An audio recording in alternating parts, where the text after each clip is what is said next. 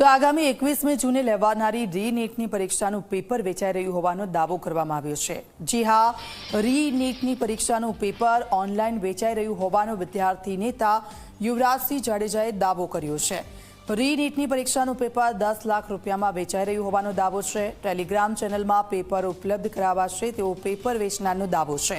Raghav sir નામનો વ્યક્તિ paper વેચી રહ્યા હોવાનો દાવો છે। 30,000 એડવાન્સ આપવાની શરત છે। દેશભરમાંથી 5 કરોડથી વધુ પૈસા ઉઘરાવ્યા હોવાનો દાવો છે। રાઘવ સર નામના વ્યક્તિ સાથે વાતચીતનો આ ઓડિયો વાયરલ થયો છે। સાયબર ક્રાઇમમાં આ ઘટના અંગેની ફરિયાદ નોંધવામાં આવી છે।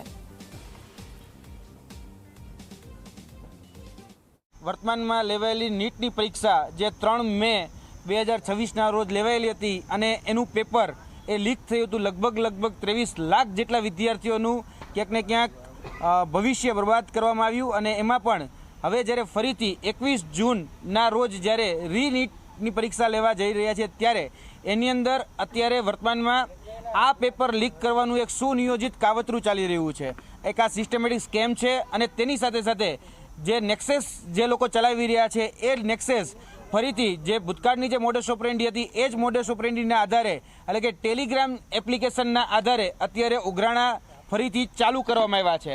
અત્યારે જોવા જઈએ તો ટેલિગ્રામની અંદર રી-નીટ લીકર કરી અને એક ટેલિગ્રામ ગ્રુપ બનેલું છે અને એક વ્યક્તિ જે છે જે વ્યક્તિનું નામ છે રાઘવ સર, એ રાઘવ સર કરી અને આખું જે આ ટેલિગ્રામની અંદર આ વ્યક્તિ જે છે એ ગ્રુપ અત્યારે ચલાવી રહ્યા છે।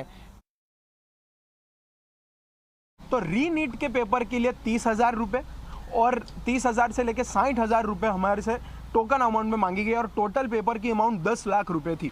और जिसमें एक पीडीएफ जो @rinitbio.pdf करके एक पीडीएफ थी जिसे हमने साइबर क्राइम सेल में दिया है और वो पासवर्ड प्रोटेक्टेड पीडीएफ थी और वो ग्रुप में मुझे एंट्री नहीं दी गई, लेकिन अलग अलग ग्रुप्स का एक पूरा नेटवर्क और वेब बना के रखा है।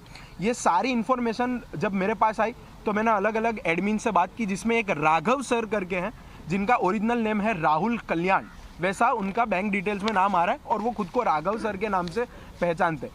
राघव सर कहते हैं, मेरे साथ वो कॉल पे आए और वो कहते हैं कि इन्होंने इससे पहले जो नीट का पेपर इस साल नीट 2026 का पेपर था वो उन्होंने फोड़ा है